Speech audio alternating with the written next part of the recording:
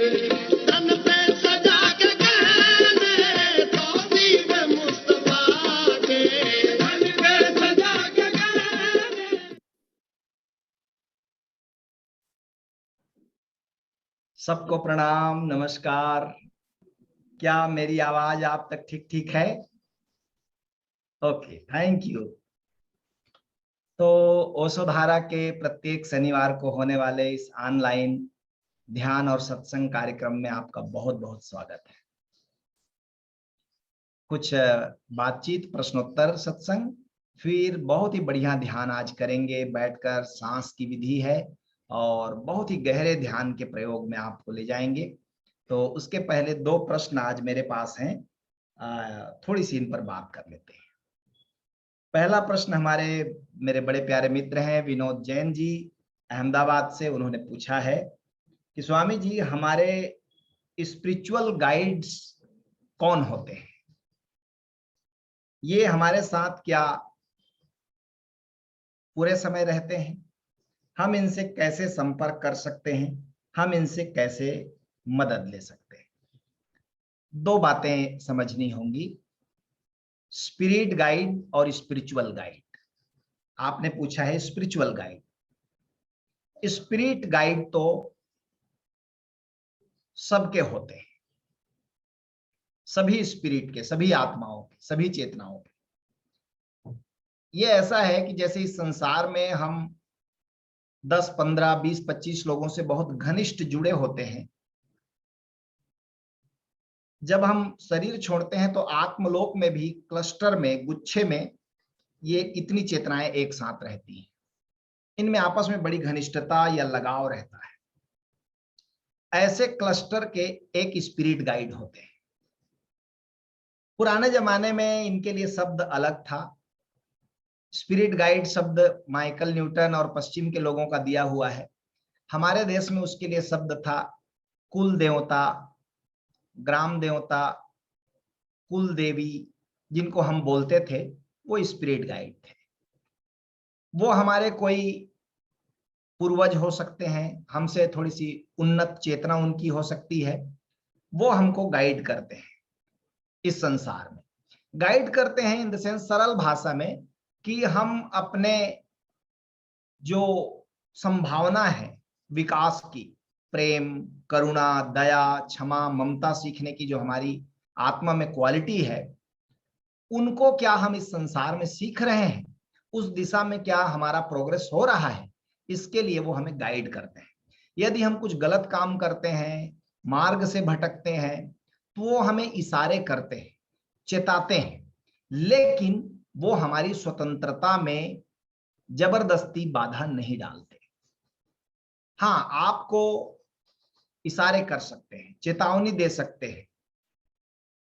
और कभी कभी स्पिरिट गाइड जो होते हैं वो किसी रिश्तेदार के माध्यम से बोलेंगे, किसी और व्यक्ति के द्वारा बोल देंगे, या आपकी ही चेतना में वो बात आ जाएगी कि आप सचेत हो जाएं कि गलत हो रहा है। तो स्पिरिट गाइड इस लोक में, मनुष्य के जीवन में बहुत ही महत्वपूर्ण भूमिका निभाते हैं। ज्यादातर आपने देखा होगा या आपको अनुभव भी होगा, सुना भी होगा कि आप कोई बड़ी दुर्घटना में फंस रहे थे, एकाएक चमत्कार जैसी कुछ घटी और आप बच गए। ऐसी घटनाओं में स्पिरिट गाइड का बड़ा रोल होता है। चमत्कार जैसा लगेगा हमें, लेकिन इस जगत में या तो सब कुछ चमत्कार है या फिर सब कुछ एक नियम के दायरे में है। तो नियम के दायरे में है, चमत्कार जैसी चीज नहीं है। स्पिरिट गाइड हमें संभाल लेता है। इसलिए पुराने जमाने में हमारे देश में, सनातन धर्म में, पितृपक्ष को बड़े सिंसियर ढंग से मनाया जाता था। हमारे पूर्वज जो शरीर छोड़ दिए हैं, आत्मलोक में हैं या पुनर्जन्म भी ले लिए हैं, तो भी हम उनको अलग अलग दिन बुलाते थे। 15 दिन तक पितृ पक्ष चलता था। उनकी पूजा, उनका भोग, उनका अर्चना। घर में कोई बड़ा कार्य हो, विवाह हो या कोई उत्सव का हो, तो हम कुल देवता, कुल देवी की अवश्य पहले पूजा करते थे, फिर उस कार्य में भाग लेते थे। ये सब बिल्कुल वैज्ञानिक था पुराने जमाने में, धर्म के नाम पर करते थे, लेकिन इस सब का विज्ञान हमारे ऋषिगण जानते थे और निर्विघ्न सब कार्य संपन्न होता था। ऐसे लोगों का, ऐसे परिवार में कोई दैहिक, दैविक या भौतिक संकट नहीं आता था। लेकिन कालांतर में वैज्ञानिक शिक्षा के कारण हम लोगों ने इन पिछले 100 वर्षों में धीरे धीरे इस सब को कंडेम किया। बिना अनुभव के, हमने अनुभव तो किया नहीं, हमने इन सब की विज्ञान की खोज की नहीं, और पश्चिमी शिक्षा के प्रभाव में हमने इनको अंधविश्वास कहा, हमने इनको नकारा, क्योंकि हमें लगता था कि जो इंद्रियों के पकड़ में आता है वही सत्य है, बाकी सब झूठ है। ऐसे में शारीरिक मानसिक संताप बढ़ गया। आप देखेंगे, मुझको कई परिवारों ने शेयर किया।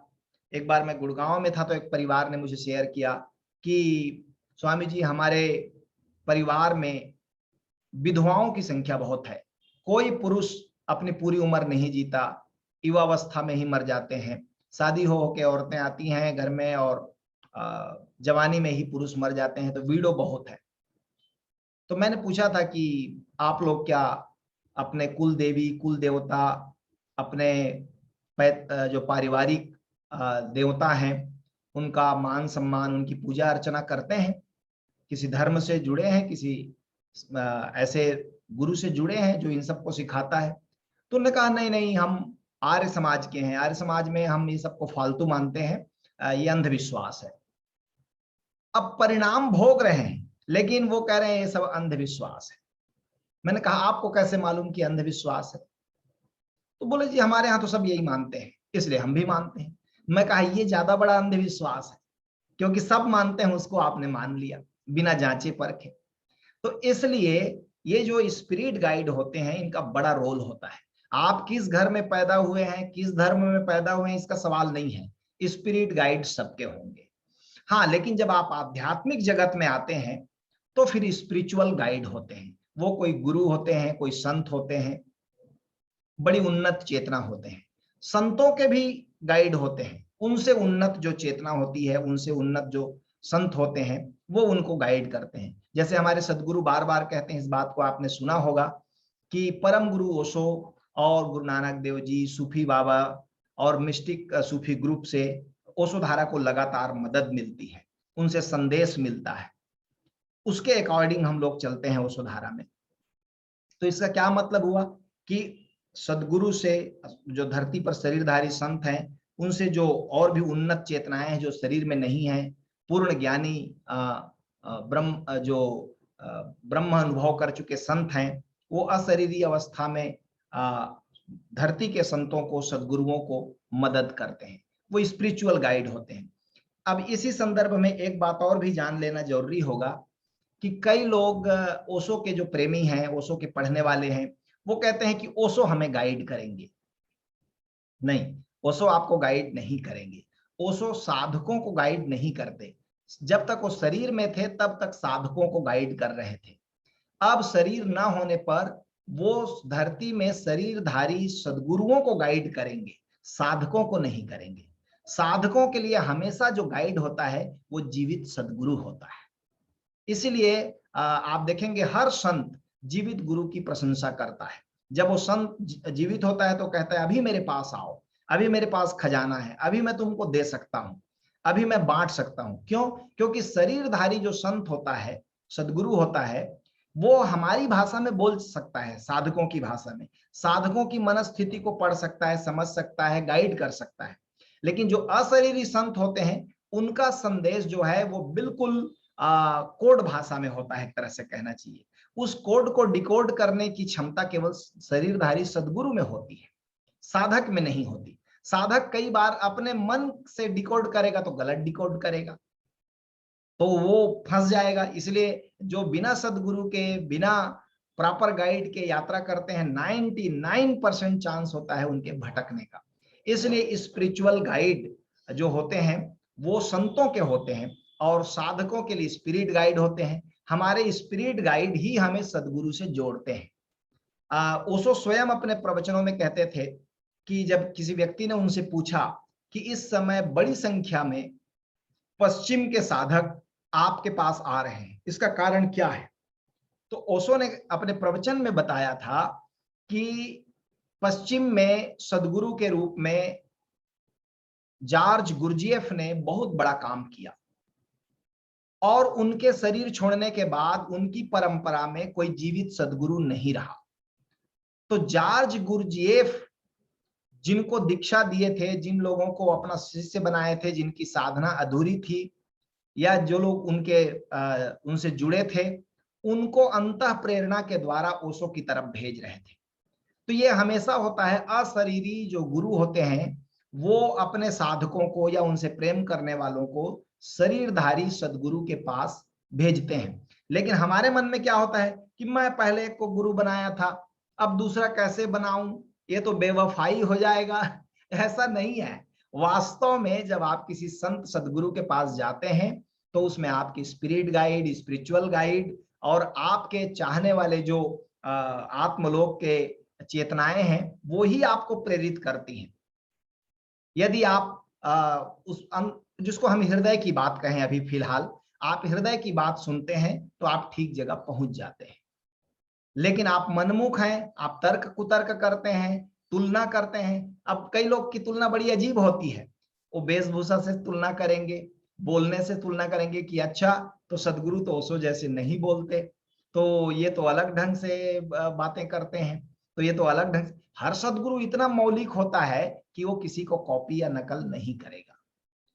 आप ये देखो कि इस व्यक्ति में मौलिकता है कि नहीं, ये व्यक्ति जो कहता है उसे अनुभव कराता है कि नहीं। तो आप बड़े आसानी से अपने धरती में मौजूद सदगुरु को या स्पिरिचुअल गाइड को आप अनुभव कर सकते हैं, महसूस कर सकते हैं। और सदगुरु का शरीर भले आपके साथ ना हो, आपने पूछा है विनोद जी कि क्या वो पूरे समय हमारे साथ रहते हैं? पूरे समय हमारे साथ रहते हैं, लेकिन आवाहन की विधियां हैं। जब हम उन्हें अपने आत्मा में स्थित होकर आत्मस्मरण के साथ उन्हें याद करते हैं तो वो तुरंत हमारी मदद के लिए उपस्थित हो जाते हैं, क्योंकि चेतना के लिए समय और दूरी का कोई मूल्य नहीं है, कोई महत्व नहीं है, उनके लिए कोई मायने नहीं रखता। तो वो तुरंत हमारे पास हमारे रिक्वेस्ट, हमारे आवाहन पर आते हैं, मदद करते हैं। हाँ, मदद कैसे लें? तो ये मदद जो आपने पूछा है, ये मदद सन्मार्ग पर चलने के लिए, सुकर्म करने के लिए, साधना में आगे बढ़ने के लिए मांगी जा सकती है। हमारी गलत डिमांड को हमारे स्पिरिट गाइड, स्पिरिचुअल गाइड पूरा नहीं करते, क्योंकि वो जानते हैं उसमें हमारे भटकने की संभावना ज्यादा रहती है। तो धन्यवाद विनोद जी आपके इस प्रश्न के लिए।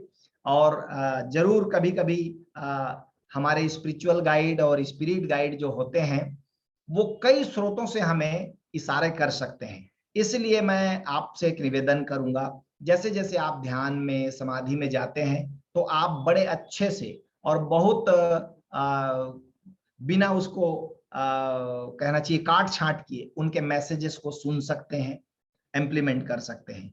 कभी कभी आप डिजिटल कैमरे से फोटो लेंगे तो बैंगनी कलर के ऑर्ब के रूप में आपकी स्पिरिट गाइड आपके आसपास दिखते भी हैं। वो जो डिजिटल कैमरा होता है वो उनका चित्र भी ले पाता है, बैंगनी कलर के ऑर्ब के रूप में वो दिख सकते हैं, सुनहले कलर में भी दिख सकते हैं। तो ये बातें थी स्पिरिट गाइड के संबंध में। फिर दूसरा प्रश्न पूछा है आर्या ने, ये पूछ रही हैं कि स्वामी जी मैंने गीता में पढ़ा कि स्वधर्म में असफल हो जाना भी श्रेयस्कर है बजाय परधर्म में सफल होने के। ये कैसे पता चलेगा कि हमारा स्वधर्म क्या है? Very good. स्वधर्म क्या है? पूरा श्लोक क्या है? श्रेयान स्वधर्मो विगुणः, कह रहे हैं श्री कृष्ण गीता में कि अपने स्वधर्म ही श्रेष्ठ है। और ये एक बात, गजब की बात उन्होंने कहा कि श्रेयान स्वधर्मो विगुणः, गुण रहित स्वधर्म भी श्रेष्ठ है, पर धर्मात् स्वनिष्ठतात्, और पूरी निष्ठा से किया गया दूसरे का धर्म भी खतरनाक है। स्वधर्मे निधनम श्रेयः पर धर्मो भयावह, इसलिए अपने धर्म का पालन करते हुए मर जाना भी श्रेयस्कर है दूसरे के धर्म का पालन करते हुए जीने की तुलना में। पर धर्मो भयावह, दूसरे का धर्म भयदायक है। यहाँ धर्म का अर्थ हिंदू, मुसलमान, सिख, ईसाई बिल्कुल भी नहीं है। यहां धर्म का अर्थ है स्वभाव। इसलिए धरती पर जितने लोग हैं उतने धर्म हैं। आर्या ने पूछा है तो आर्या का अपना ही धर्म होगा, क्योंकि परमात्मा की इस सृष्टि में परमात्मा इतना बड़ा क्रिएटर है कि वो किसी की फोटोकॉपी नहीं बनाता। आपके जैसा व्यक्ति उसने सृष्टि में न कभी बनाया और न कभी आगे बनाएगा। यूनिक, सबसे अलग, अद्वितीय।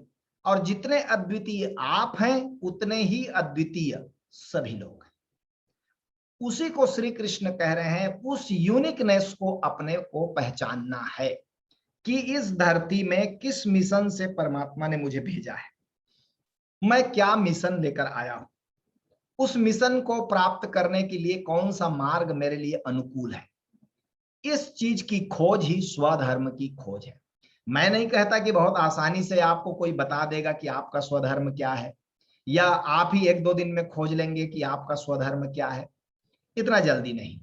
ये ठीक ऐसे ही है जैसे गुलाब का बीज गुलाब ही का फूल लाएगा, गेंदे का बीज गेंदे का ही फूल लाएगा, कमल का जो पौधा है वो कमल का ही फूल लाएगा।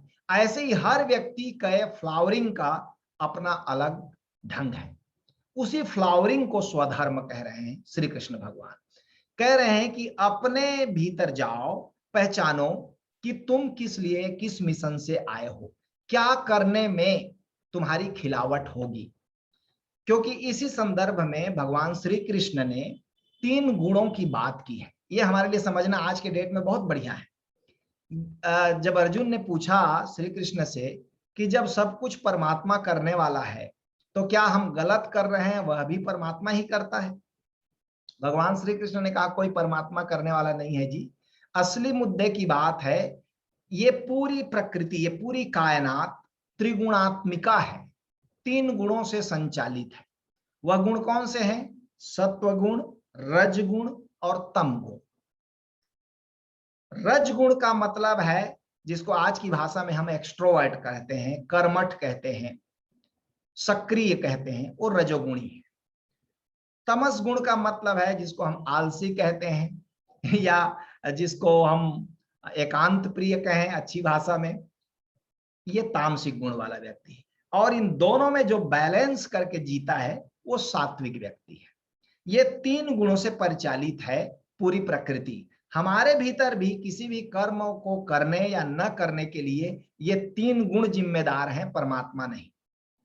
ये 3 गुण ही, इन्हीं को हम पकड़ने देते हैं अपने मन के विचार को। यदि हम जिस ढंग से चालित करें और उसको सपोर्ट करें, उसी ढंग का जो गुण है वो विकसित होना शुरू हो जाता है।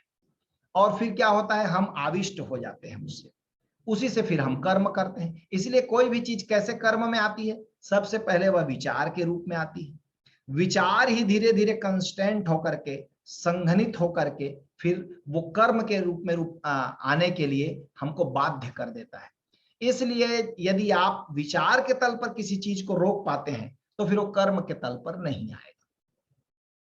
लेकिन एक आदमी ने किसी का मर्डर कर दिया समझो, तो मर्डर सीधा नहीं कर दिया, उसके पहले वो जो विचार के तल पर, भाव के तल पर काफी उमड़ घुमड़ कर चीजें आई और उसने उसको सपोर्ट किया, तब ये कर्म आया।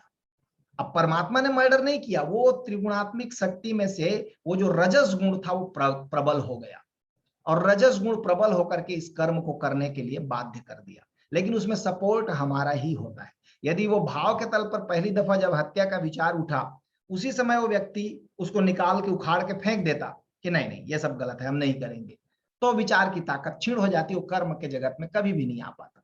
इसलिए संत हमेशा कहते हैं कि जब भी कोई कर्म आपके जीवन में घटित हो रहा है तो उसको जरा पीछे लौट कर देखो, वो कब भाव के तल पर आया था, कब विचार के तल पर आया और कब वो जड़ पकड़ गया, कब वो मजबूत हो गया और कर्म में उतरने के लिए बाध्य कर दिया। तो ये जो त्रिगुणात्मिका शक्ति है, इन तीनों को आज जिसको विज्ञान इलेक्ट्रॉन, प्रोटॉन, न्यूट्रॉन कहते हैं, पुराण की भाषा में हम ब्रह्मा विष्णु महेश कहते हैं। बहुत सुंदर ढंग से श्रीमद् भगवत गीता के प्रवचन में उसने इसको समझाया है, कभी पढ़िएगा। लेकिन समझने वाली बात यह है आज के युग में कि आखिर हमारा स्वधर्म क्या है।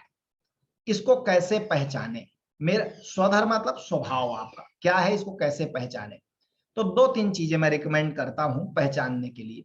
सबसे पहली बात, बिना किसी को हानि पहुंचाए जिसको करने में आपको आनंद आता है, मन की शांति मिलती है, वह आपका स्वधर्म है। सबसे पहली बात फिर से दोहरा दूं, बिना किसी को हानि पहुंचाए जिस कर्म को करने पर आपको आनंद मिलता है, मन की शांति मिलती है, वह आपका स्वधर्म है। एक दूसरी बात, जो जिसको करने में परिणाम की अपेक्षा कर्म करने में ही आनंद आता है, वह भी आपके स्वधर्म का हिस्सा है। और स्वधर्म को पहचानने का तीसरा जो उपाय है, वो सरलतम उपाय मैं बता देता हूं आपको।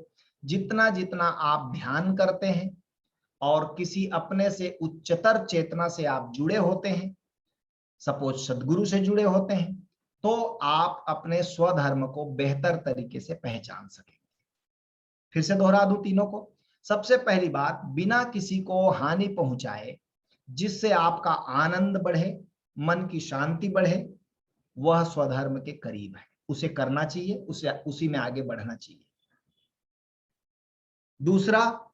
दूसरा उपाय जो मैंने कहा कि जब भी आप ऐसे कर्म करते हैं जो परोपकार के हैं, कहना चाहिए एक तरह से, मैं शब्द बदल देता हूं, परोपकार के कर्म हैं, तब भी आप अपने स्वधर्म के करीब आने लगते हैं। और तीसरा जो सरलतम उपाय मैंने बताया कि वो है ध्यान से जुड़ना। जैसे जैसे आपका मन शांत होता है, जैसे जैसे अपने बीइंग से आप जुड़ते हैं, बड़े आसानी से आप पहुंच जाते हैं आप धरती पर किस मिशन के लिए आए हैं। और इसमें मदद करते हैं संत सदगुरु जो हमसे उच्चतर चेतना वाले हैं, तो उनके साथ जुड़े रहने से हम अपने स्वधर्म को पहचान सकते हैं। लेकिन सबसे बेसिक बात है आज के डेट में, यदि आपने स्वधर्म को नहीं पहचाना तो बहुत खतरा है कि आप पर धर्म के नकल में पड़ जाएंगे। आज के बहुत से बच्चे डिप्रेशन में होते हैं, स्कूल कॉलेज में पढ़ने वाले, उसका कारण है पर धर्मो भयावह। किसी को आईएएस बनते देख लिया तो फितूर पकड़ गया कि मुझको भी आईएएस बनना है, और स्वधर्म नहीं है उसका, उस दिशा में उसकी गति नहीं है, फिर भी वो किसी ने डॉक्टर बना दिया तो डॉक्टर, बस हमको भी डॉक्टर बनना है। किसी ने इंजीनियर, कोई इंजीनियर बन गया, हमको भी इंजीनियर बनना है। कोई एवरेस्ट चढ़ गया तो अब हमको भी एवरेस्ट चढ़ना है, और हमारा स्वधर्म नहीं है। तो हम नकल में जो दूसरे के स्वभाव को अपने ऊपर ओढ़ लेते हैं, किसी को विवेकानंद बनना है, किसी को बुद्ध बनना है, किसी को ओशो जैसा बनना है, तो बस नकल में पड़ गए, पर धर्मो भयावह।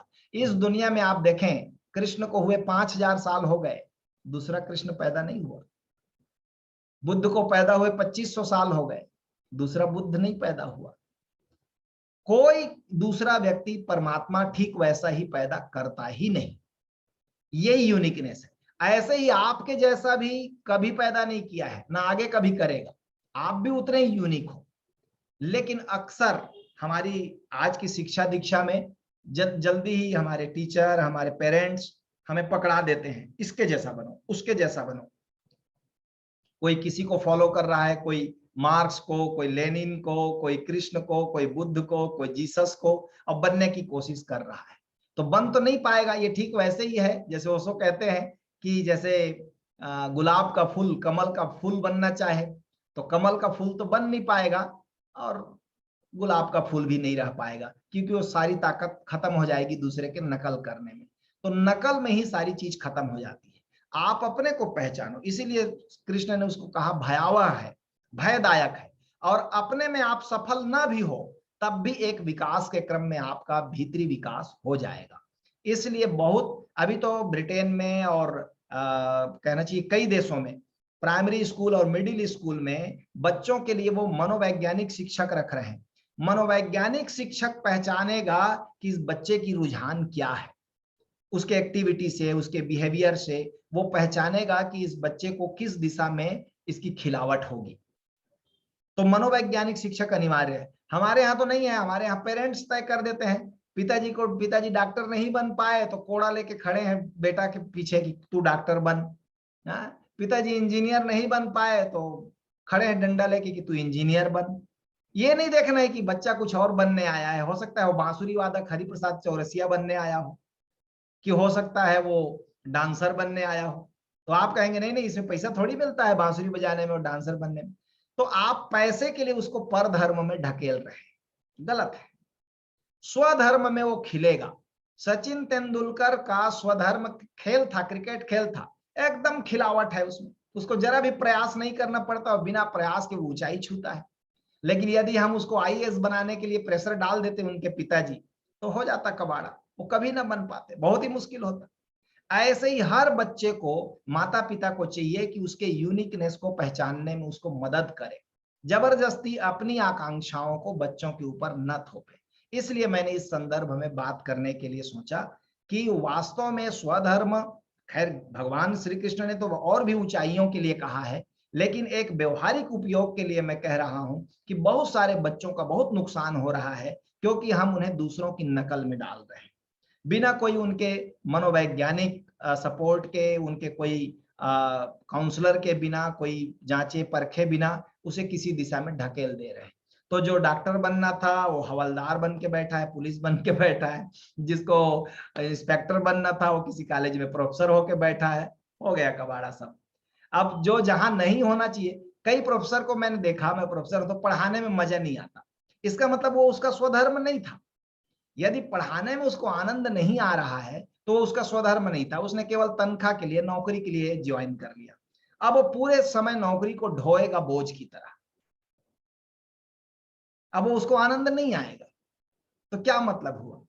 उसको आनंद आएगा। एक हमारे परिचित प्रोफेसर थे, मैं देखता था, जहां वो कॉलेज से छूटे तुरंत अपने घर जाते थे और एक साइड बिजनेस कर रखा था, वो रॉ मटेरियल सप्लाई करते थे, गिट्टी, ईंट, रेती, मकान बनाने के जो रॉ मटेरियल है, तो पूरा समय उनको उसी में मजा आता। अब वो ठेकेदार होने के लिए पैदा हुए थे और नौकरी कर लिया प्रोफेसर का, तो उनको मजा ही नहीं आता था पढ़ाने में, छुट्टी की तलाश रहती थी। मैं देखता था ये आदमी ठेकेदार है, वो बन गया प्रोफेसर केवल तनख्वाह के। अब ये गड़बड़ सब जगह है, मैंने तो एक उदाहरण दिया, सब जगह है। इसलिए बीइंग के उस यूनिकनेस को पहचानना जरूरी है कि आप क्या होने के लिए आए हैं। जिंदगी बहुत छोटी है, इस जिंदगी का ठीक ठीक सदुपयोग करना है, तो आपको अपना स्वधर्म पहचानना ही पड़ेगा। खोजें, ये मैं नहीं कहता कि कोई दूसरा बता देगा, कि कोई एकदम से लिखी लिखाई बात, ये आकाशीय रिकॉर्ड है आपका स्वधर्म, पिछले जन्मों के संस्कार, आपका स्वभाव, इस जन्म में आपके आसपास का माहौल, ये सब मिल करके एक चीज आपके भीतर निर्मित करते हैं, वो आपका यूनिकनेस है। इसलिए उस यूनिकनेस को पहचानना जरूरी है। तो चलिए बातचीत को यहीं पर पूरा करते हैं, और ध्यान जिससे यूनिकनेस को पहचाना जाता है उसका प्रयोग करेंगे। तो फेसबुक के मित्रों को यहीं पर धन्यवाद, थैंक यू। और हम लोग जो जूम में जुड़े हैं 276 से भी ज्यादा लोग, तो हम लोग करेंगे एक बहुत बढ़िया ध्यान परम गुरु ओशो की अमृतवाणी के साथ। और ये ध्यान है अनापान सती योग। कुछ मित्रों ने पहले भी किया होगा, लेकिन आज इस ध्यान को बार बार करना चाहिए, मैं कहता हूं, क्योंकि ये सबसे बेसिक मेथड है और ओशो की अमृतवाणी में करते हुए तो बहुत ही मजा आता है। तो जो निर्देश ओशो देंगे उसे सुनते सुनते पालन करना है। तो बड़े आराम से आप बैठ जाइए, इसमें करने का ज्यादा कुछ नहीं है, जो ओशो कहते जाएंगे वो हम करते जाएंगे, ओशो के निर्देश को सुनेंगे। तो मैं थोड़ा सा विराम लेकर के आपको आनापान सती योग का ओशो का ऑडियो चला देता हूं, और फिर आप तैयार हो जाएं तब तक अपने आसन, या थोड़ा सा खड़े होकर आपने बॉडी स्ट्रेच वगैरह कर लें, ताकि आप 40-45 मिनट बैठ सकेंगे।